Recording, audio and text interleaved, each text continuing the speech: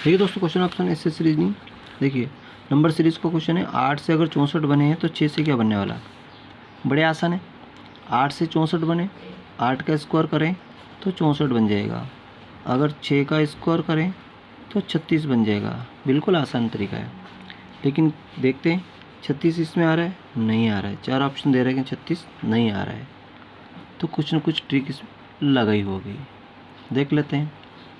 ये ट्रिक तो अपनी फॉलो नहीं कर रहा है, अगली ट्रिक देखते हैं। अब देखना है कि 8 से 64 कैसे बने। 64 बनाने का और क्या तरीका हो सकता है अपने पास। देखो बहुत सारे तरीके हैं कि 8 में अगर 8 का गुणा करें तो 8 × 64। अगर 6 में 8 का गुणा करें, क्योंकि इसमें 8 का गुणा किया, इसमें भी 8 का गुणा कर दें। बहुत सारे तरीके हैं। 6 8 48, ये ऑप्शन भी नहीं आ रहा है, तो ये तरीका भी फॉलो, दूसरा तरीका भी नहीं हो रहा। कुछ और तरीका देखना पड़ेगा। देखते हैं। इस तरीके से बन रहा है, इस तरीके से बन जाएगा। देखो देखो 2 का भाग लगा के देख लो, 2 से 4 आ गया, 2 चौक 8, और 4 का क्यूब कर दिया तो 64 बन गया। बिल्कुल सही बन गया। इसमें भी 2 का भाग लगा दो तो 2 तिया 6, और 3 का क्यूब करें तो 3 3 होती है 27। तो ये वाला ऑप्शन मैच कर गया। यानी 2 ट्रिकें नहीं चली, इसमें तीसरी ट्रिक चली।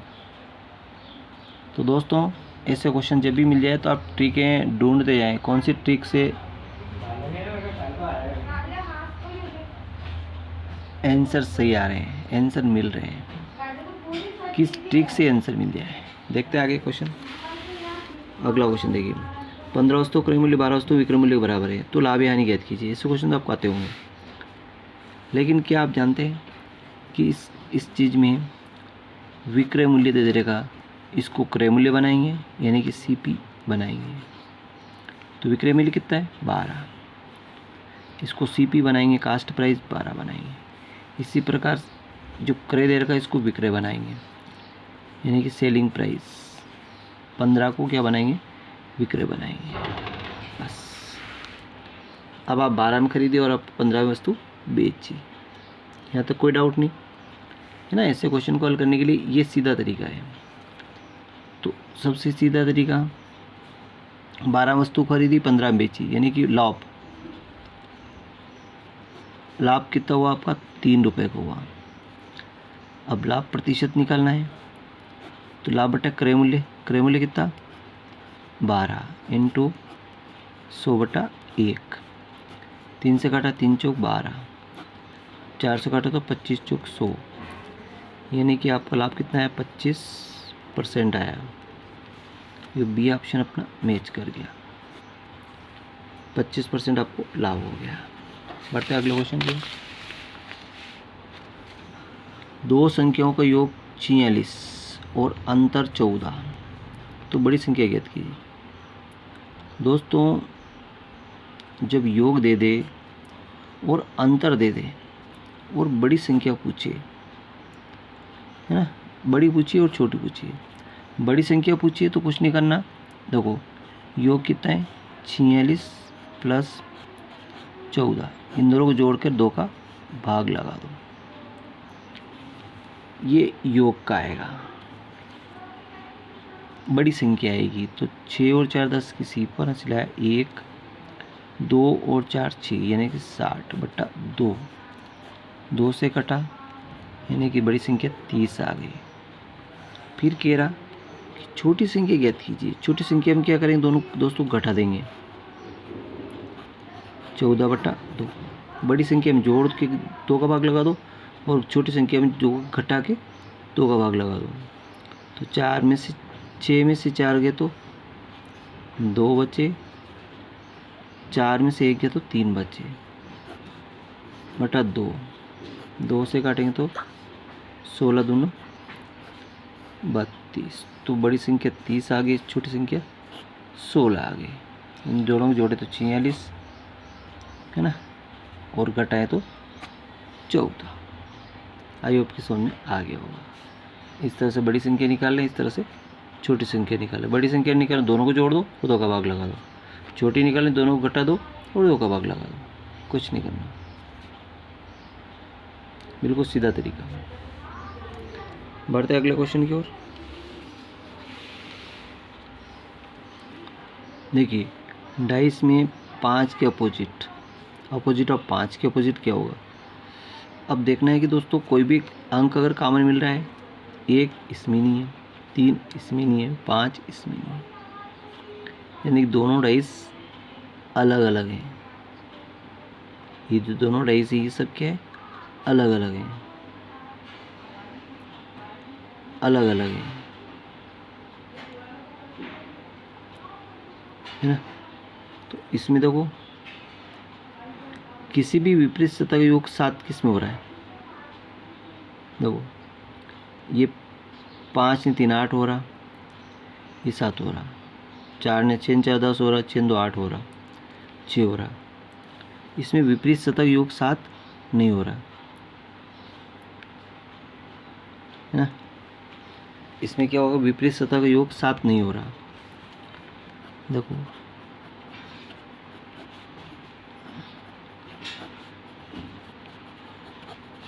विपरीत सतह का योग कितना हो रहा,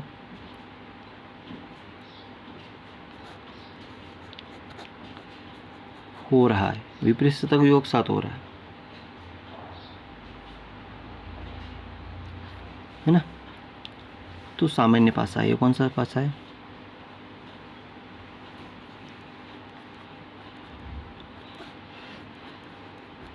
सामान्य पासा। अब जैसे कि यहाँ पे इसको देखें, किसी भी एक से बात करें तो अब मिल तो रहा ही नहीं, मिल तो ये कहीं से कहीं तक नहीं रहा है, कहीं से कहीं तक मिल नहीं रहा है ना। तो एक के अपोजिट क्या होगा, देखो एक के अपोजिट क्या होगा, देखो एक के अपोजिट क्या होगा, 6 6 ने 1 7, इसी प्रकार 5 के अपोजिट क्या होगा, 2 5 ने 2 7, 3 के अपोजिट क्या होगा, 4 4 ने 3 7। विपरीत सतह को योग 7 हो रहा है, ये इसमें और इसमें दोनों। 6 के अपोजिट 1 होगा, 4 के अपोजिट 3 होगा और 2 के अपोजिट 5 होगा। तो इसने पूछा कि 5 के अपोजिट क्या होगा, 5 के अपोजिट 2 होगा, तो यहाँ 2 अपना आंसर आएगा। 5 के अपोजिट क्या होगा, 2 होगा, ठीक है, क्योंकि इस विपरीत सतह को योग 7 हो रहा है ना। निकटवर्ती सतह का योग 7 नहीं हो रहा। देखो 5 और 1 जोड़ें तो 6 होगा, 5 और 3 जोड़ें तो 8 हो रहा है, 7 कहीं पे नहीं हो रहा। 3 और 1 जोड़ें तो 4 हो रहा, 7 नहीं हो रहा। 6 और 2 जोड़ें तो 8 हो रहा, 6 और 4 जोड़ें 10 हो रहा, 4 और 2 जोड़ें तो 6 हो रहा, यानी कि 7 नहीं हो रहा। विपरीत सतह का योग 7, निकटवर्ती सतह का योग 7 नहीं हो रहा, तो विपरीत सतह का योग 7 होगा। निकटवर्ती का योग 7 नहीं हो रहा, निकटवर्ती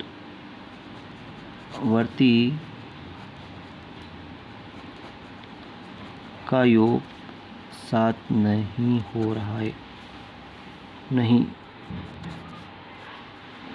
हो रहा, तो विपरीत सतह योग 7 होगा, 7 हो रहा, तो विपरीत का 7 होगा। 6 ने 1 7, 5 ने 2 7, तो 5 के विपरीत क्या होगा, 2 होगा।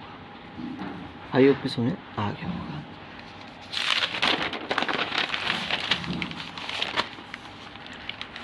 बढ़ते अगले क्वेश्चन की ओर। देखिए ये कह रहा है 1/15, 1/35, 1/63, 1/99, 1/143 का योग क्या होगा, बताइए। तो ऐसे क्वेश्चन में कुछ नहीं कुछ करना है। सबसे पहले तो क्या करना है, इसका फैक्टर कर लो। 3 × 5, 3 5 15, 3 ने 2 5, है ना। तो 5 ने 2 कितना होगा, 7 होगा। 5 7 तो 35, इसी प्रकार 7 × 9, 7 9 63, इसी प्रकार 9 × 11, इसी प्रकार 11 × 13, है ना। 11 2 बढ़ रहे, तो 11 और 13 का योग गुणा 143 हो रहा है। यहाँ तक तो कोई डाउट नहीं। देखो 5 और 3 का डिफरेंस कितना आ रहा, 2। 7 और 5 का डिफरेंस कितना आ रहा, 2। 9 और 7 का डिफरेंस कितना आ रहा, 2। ठीक है, सब में डिफरेंस कितना आ रहा है, 2। तो अब सवाल को हल 2 तरीके से होता है। पहले मैं आपको एक तरीका बता देता हूँ, फिर दूसरा तरीका बताऊँगा, है ना। पहला तरीका क्या कह रहा, देखो जो डिफरेंस है इसको 1/2 लिख दो। अब पहला गुणांक 1/3, 1/3, लास्ट वाला गुणांक 1/13,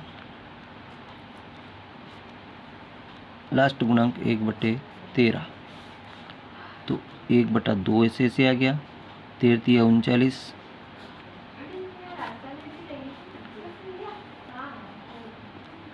39, ठीक है 39। 3 का भाग लगाया तो 13 आया, 13 एकम 13, 13 39 मतलब 3। ये तो यह है 1/2।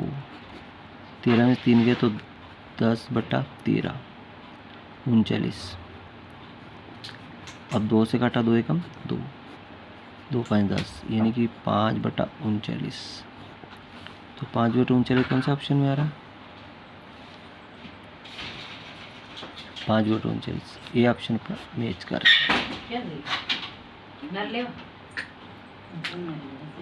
आगे सुनने, पहली ट्रिक तो ये हो रही है ना।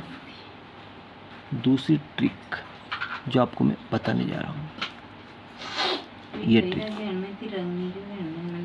दूसरी ट्रिक क्या होती है, देखिए दोस्तों। सबसे पहले टर्म्स को गिन लो, 1 2 3 4 5 टर्म्स से, कितने टर्म्स इसमें, दो 1 2 3 4 5, तो 5 टर्म्स हो गए। पहला गुणांक कितना, 3, लास्ट गुणांक कितना इसका, 13, 5 एकम 5 और 13 39। देखो ये आंसर हो रही है कैसे, एकदम आएगी ना, ये हो रही है, बिल्कुल सेम आंसर आ गए।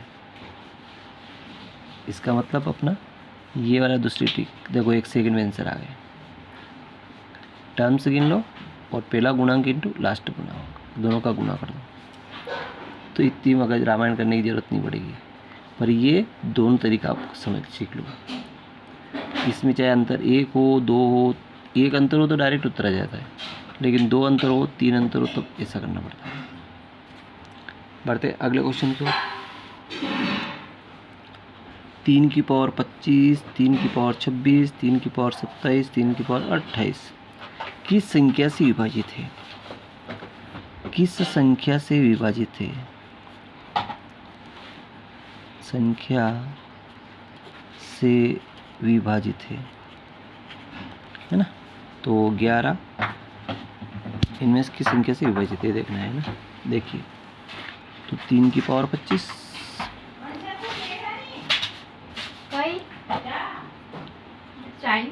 3 की पावर 25 का मान ले लिया तो यहाँ से कितना बचा, 1, और 3 की पावर 25 का मान है तो यहाँ से 3 बचा।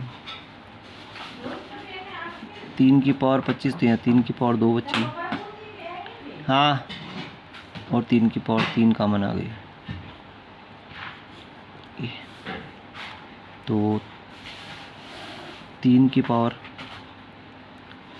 25 इंटू 3, देखो 3 3 9 हो गया, और ये 27 हो गया, 27 9 हो गया, 27 9 36 और 3 ने 4, 36 ने 4 40।